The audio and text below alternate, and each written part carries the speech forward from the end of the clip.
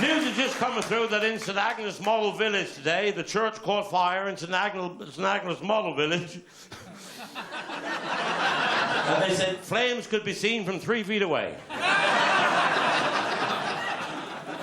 But he went in the doctor, and he said, "Doctor, every time I walk I fart." He said, "Well, walk up." He said, "Stop what you're doing, don't bloody move." And he went out, come in with a piece of wood that big around and that long. He said, "What the hell are you going to do with that?" He said, "Open the pissing windows."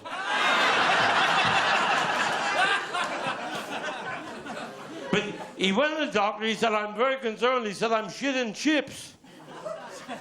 He said, "Shitting chips?"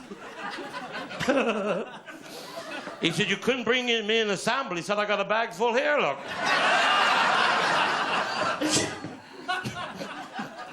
She said, "Shitting chips?" He said, "I can't understand." He said, "I've been in this profession for 45 years. He said, "I'll have to watch you perform and see what's happening." And he said, "I can see what you're doing." He said, "You'll have to pull your string vest just an inch or two higher."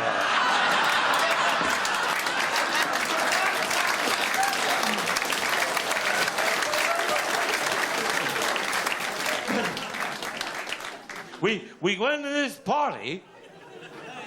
And when we come out, Daniel said, "My God," he said, "they had money in there, didn't they?" He said, "Did you see that gold toilet they had?" I said, "I've never seen a gold toilet." He said, "I went to the toilet twice." He said, "They had a bloody shiny gold toilet." I said, "I've never seen that." I said, "I wouldn't mind seeing that." And we went, it's a big manor out, a lovely place. I said, "We'll go back and ask if we'll see it." Well, I knocked the door and the butler come out. I said, "When we was left, Denzel's telling me about your gold toilet you got." He said, "Did Denzel use a gold toilet?" I said, "Yeah, he used it twice." "George," he said, "Denzel's the bugger that shit in your trombone."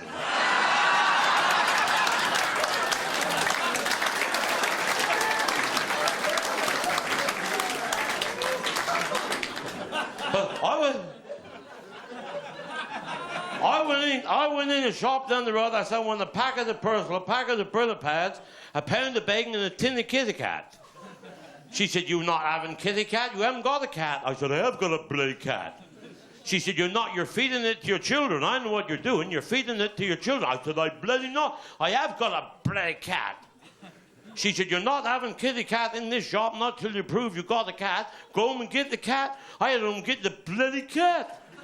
Dragged the bloody cat down the street. I said, "What was that? What do you think that is? A pissing hedgehog?" Well, next day I went there and I went some more shopping. I said, "And the tin the pal for the dog." She said, "You haven't got a dog, you got a cat."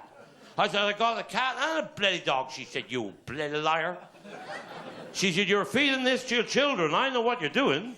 I said, "I'm not. I have got a bloody dog." She said, "Well, get the bloody dog."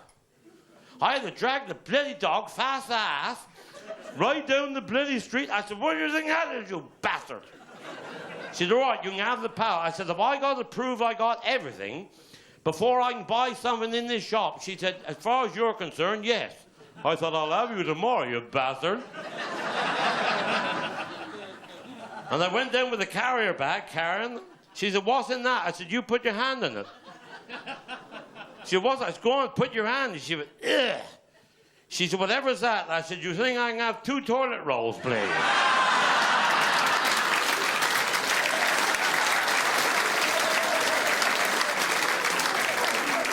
But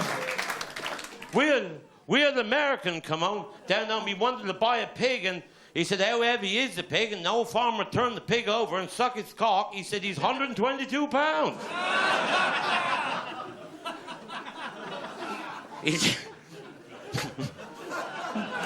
I tell these stories for a living. He said, "You can't play." He says, "There's an old Cornish custom, and that's the way we weigh pigs." He said, "My son," he said, "the old West Penn was champion pig weigher, sucking his cock." He said, "Come in here, Robert." He said, "Weigh that pig." And he sucked his cock. He said, "He's 121 3/4 pounds. He said, "You buggers, you bloody liars, you can't weigh." He said, "Well, get mother. She's the whole England champion. Pig weighing." He said, "Boy, go in and get your mother." And he come back. He said, "Mother can't come for a minute. She's weighing the postman."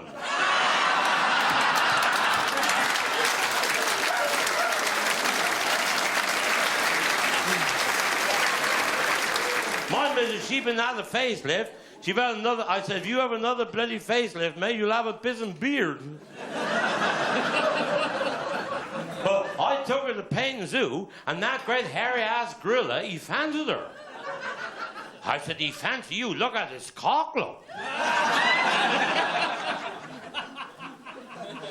I said, show him your tits, see what he do. She said, I ain't taking my tits out in Payne Zoo for a gorilla. I said, there's nobody here, just you and me, just if you can turn it on a bit. I said, no, it's only you and me and the gorilla. Should she drop one out, thump. Good. I said, see how that pull the wrinkles out your face when that come out?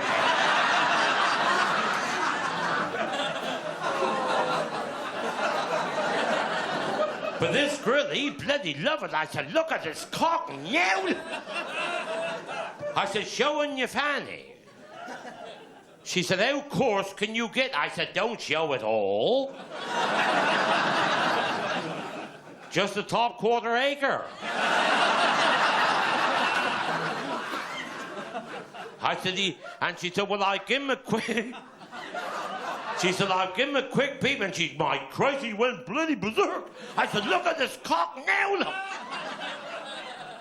And he pulled the tree up in the middle of the cage, and he was dragging at the fence to get a hold of her. I said, my Christ, he love you, look at this cock. And I catch all the missus and throw her right in with him. I said, there you go, lover, tell that bugger you got headache.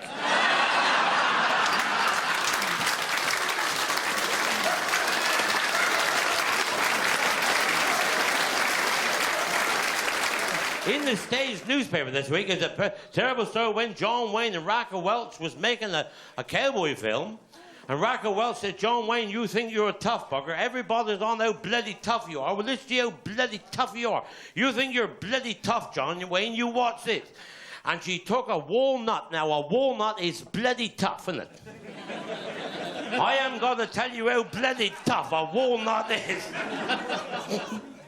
And she put this walnut between the tits, a walnut, and you know how bloody tough a walnut is. Now, John Wayne, she said, you think you're tough, you watch this for being bloody tough. And she put this walnut between the tits, and she went, habba. A bloody walnut. She said, right, you think you're tough? And he's smashing pieces on the floor. She said, you think you're bloody tough? What about that for toughness? And you know, that bloody John Wayne, he didn't even look up. He never... She said, right, you bastard. If you don't think that's tough, you bloody watch this. And she took a Brazil nut. Now that is bloody tough, isn't it? There's nothing tougher than the Brazil nut. That is the toughest nut of the lot. And she slid her knickers down and put this Brazil nut between the cheeks of her ass, and you know how tough a... And she reversed up to John Wayne with the Brazil nut in her ass. She says, that's not what you think it is, it's a Brazil nut.